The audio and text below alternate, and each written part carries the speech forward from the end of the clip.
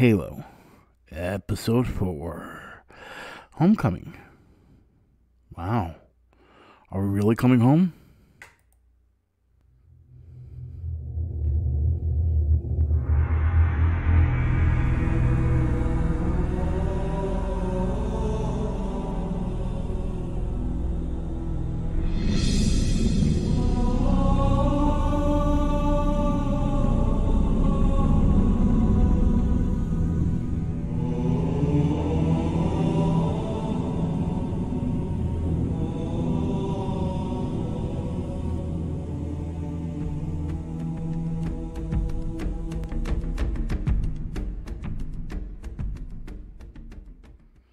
How do you do, G-Pot crew? It's your Naughty Buddy Putty here, and today we are going to be reviewing Halo Episode 4, Homecoming. Now, Halo has been a complicated series that has changed a lot of the lore, but for very different reasons, and I'm not sure why they've been doing it, but I am eager as a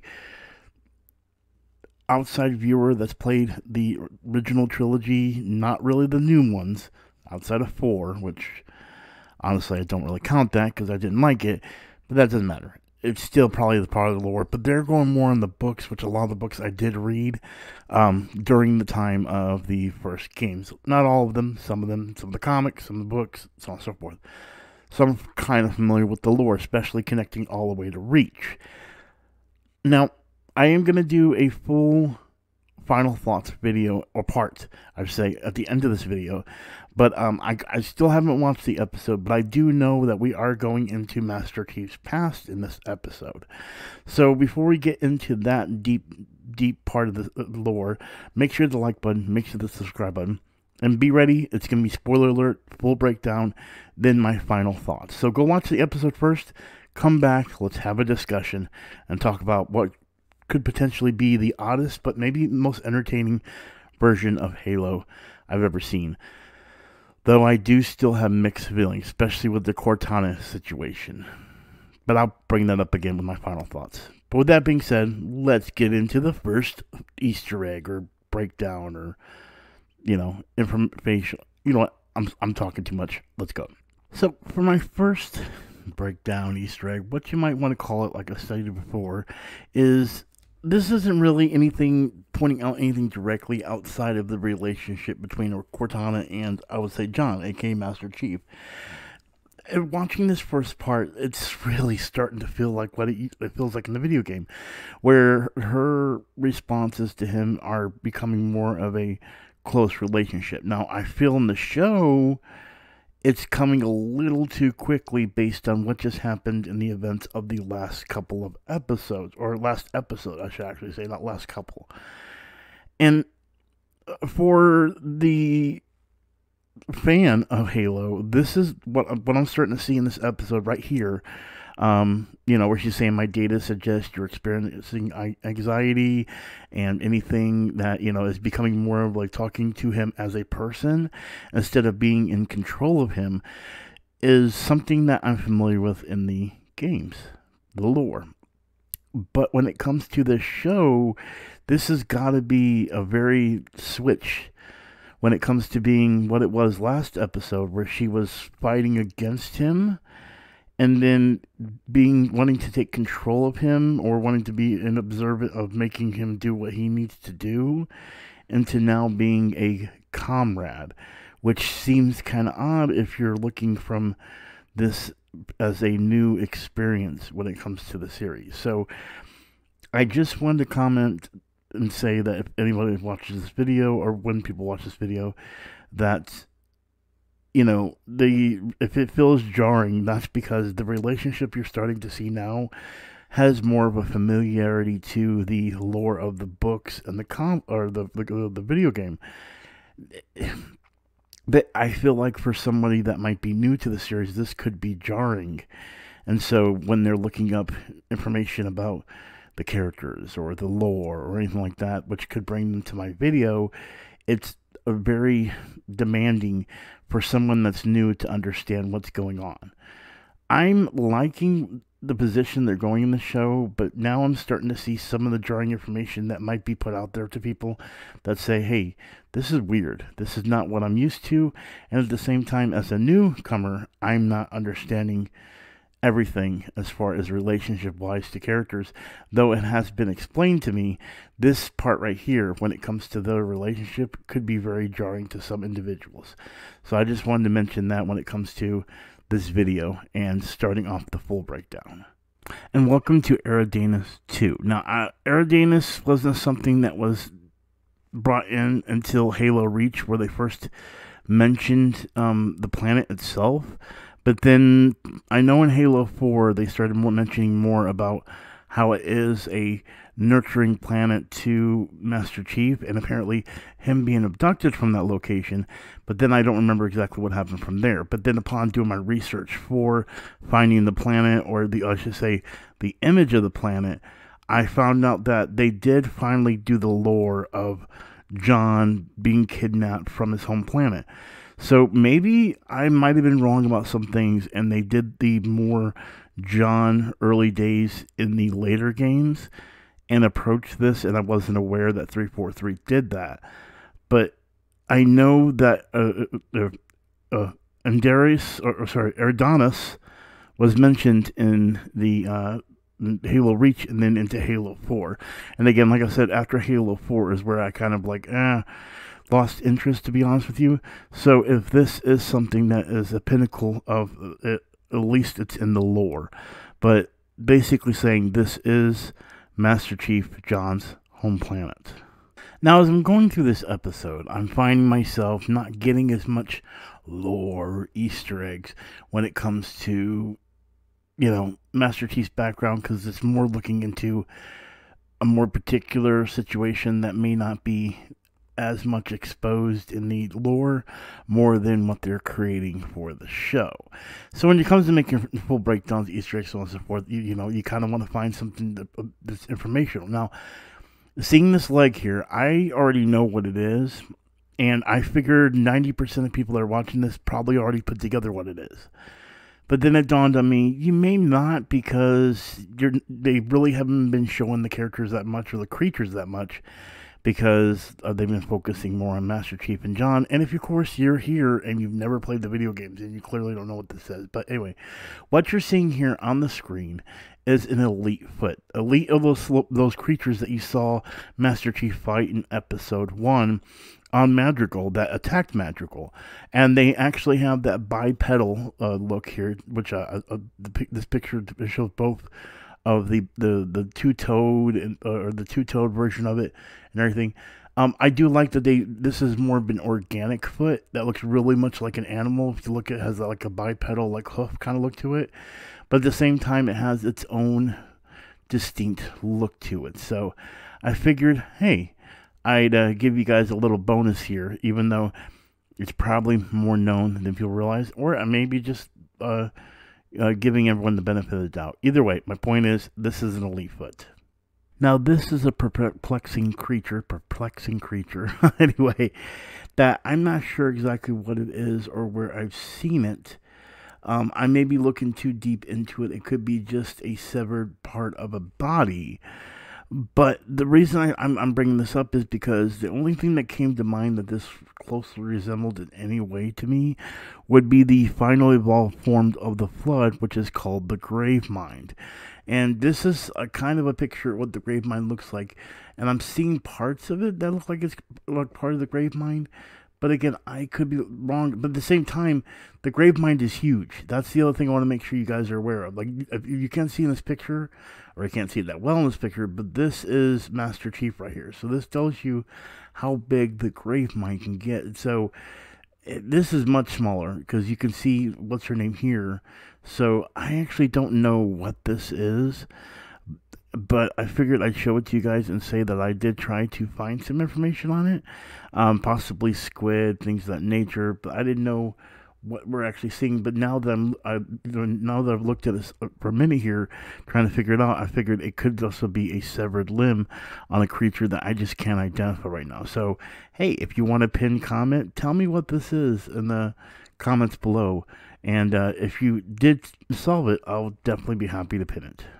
K125, you have become my favorite Spartan for saying this. She picked up the weapon I've been waiting to see ever since Halo, the series, has come up. When I saw her pick this up and I realized, oh my god, what she's holding in hand is my favorite weapon in the whole game. Now, of course, I do like the sword the best. I will say it's the sword. But as far as guns are related, guns, this is by far my favorite. Now, you're like, what gun is this? I can't tell what it is. Because you're missing one key component. The ammo is missing from the gun. And you might be like, well, what ammo is this? What ammo? Why are you getting so excited? Oh, that's because this is, and I'm going to quote the song, Needler gun, you're so wonderful. This is a song about our favorite gun. Needler gun, you're so wonderful. I may have to pin that music video just to show you guys what I mean. This is the Needler gun, baby. The reason you can't tell it's the Needler gun is because you're so used to needles coming up at the top. But here, I'm going to show you guys real quick how you can identify it. The one thing I always said the Needler gun had a beak to it. So if you look, you can see it has the same beak structure. It has the hinge right here that's on the gun, and then it has what I call the hook shot here, the top trigger. So when she said it's her favorite gun, but you don't see, there's no needles popping up the top because there's no ammo. But you can see the hinge right here, you can see the flap here, and of course the beak. So as soon as I seen her pick this up, I'm like, oh my god, this has got to be the Needler gun. This has got to be the Needler gun. And I did a comparison, and I'm like, this is the Needler gun. So I'm happy. I'm so happy. And I haven't even seen if she actually has, like reloads it or anything like that to see if the needles pop up. So if it doesn't, then this is definitely going to be something you're not even aware of, because I literally paused it right here when she picked up the gun. Because I paused it, it went to her, and then I rewind it just to pull it back to things. I mean, if she pulls any ammo from it, like where it pops up the ammo to the top of it, I haven't even seen that yet. So I'm probably about to freak out. Actually, I should record the freak out. I should probably record the freak out. And so if she does show the ammo, I will have the recording, my first reaction, literally right now. So with that being said, if she doesn't show it, let's move on to the next Easter egg, or you're going to see my reaction right now. Oh my gosh, she said the needle rounds. Now in episode 1, I think it was, I was mentioning a weapon that's used primarily by creatures called the grunts. And we haven't seen a grunt in this series yet at all. And I've been wondering if grunts are even involved in this show, because a lot of fans love the grunts because you have Grunt Birthday Party where they explode and they make a little yay. It's just a fun little Easter egg for, when it comes to Halo. But I was like, are they going to ever even show a grunt or even mention a grunt? And finally, Riz says here, have you heard a grunt beg for his life when they're talking about the Needler? So I figured this is a good time to mention the grunt again. Again, the grunt is the smallest of the creatures in the Covenant army. They're very small. Well, they're about human size, I should say. Spartan size, they're small. Elite size, they're small. Human size, well, they would probably be about her height. As far as creatures, so they're still small, but comparatively to us, they would be around 5'5", 4 feet. So they'll be regular human height or a short human, I guess you could say. But I'm just glad they finally mentioned grunts in some way and did identify that grunts do exist in this universe. And of course, now she's mentioning SANGHELLI words, as in SANGHELLI, aka the Elite. That is the creatures you saw in the beginning of the series, and that they're talking about how they talk and their dialect. And of course, she's realizing, we can pick up some stuff when it comes to these Spartans because they've been in battle with these things and heard them say words. Now, again, I bring this up because I'm going to bring up a particular SANGHELLI or Elite that I still haven't seen, and I'm hoping that becomes a part of maybe the next season.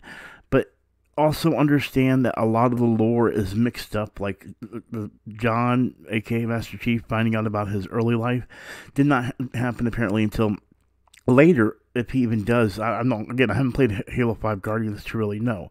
But the one I really love is Arbiter. And we still haven't seen Arbiter in the series. So whether or not he's going to appear, unknown. But I really want to see Arbiter. He's my favorite elite. He's a good elite. But yeah, I had to mention that. And here we have the Flood again, sitting right behind her in the back. Now, again, I stated this in other episodes, but I figured since it's more prominent to see the tentacles of the Flood behind her here, that I'd go ahead and bring it up yet again. The Flood. Some creatures that are just parasitic in nature, that take over a host body and are just horrible. Now, here's the reason why I was also bringing this up, is because the Flood didn't appear until later in the series of Halo, where the Forerunners, the Guardians of the World, didn't foresee the Flood. So to see the Flood so prominent now, I mean, maybe it makes sense because they haven't even gotten talking to the Forerunners. So maybe again, I don't know. This is where it's confusing, to where how the Flood has gotten involved, but we still. Like, none of the Covenant, no, not Covenant, none of the Marines have found any information about the Forerunners. So, again, lore's kind of out of whack in my eyes. And here we have another weapon hidden in the background of this lab. Of course, now we see the Flood. We see the Needler right there. Flood, Needler. And now we see the Covenant Carbine. If you look between them, right here, you can see that Covenant Carbine. It is actually like a sniper rifle, or like a pulse rifle, I guess, if I remember correctly. But yeah, this is the Covenant Carbine that you're seeing here. There's actually other versions where it looks different, but this is the they definitely. I don't know if this is just. I think it's part of the grid here. That's because there's supposed to be no connection right here. Because if you look right here, you'll see that there's not supposed to be a connection between these two oval shapes or circular shapes there. But that 100% is the Covenant Carbine that you're seeing in the background between the both of them. Oh boy, I usually only get this excited when they say the title of a movie in the movie. Halo. He said it! He said it! And there you guys have it. Episode 4, Homecoming. And I'm actually liking it so far. I'm very biased to it because little things that might be here or there, but then I guess for me, the little hidden Easter eggs and the fun little shots of things are what make me get excited about this series. So I can't wait to see what happens here, even though, as I stated, a lot has changed. But I hope you guys have been enjoying this Halo series. I'm not sure how many episodes are involved in the series, so I don't know how many are left, but I can't wait to see episode 5 next Thursday. And as always, I am Putty with the G-Plot crew. You know what we do. We review shows for you. I'm having trouble talking and saying particular words today. But with that being said, I'll see you guys next Thursday. Peace.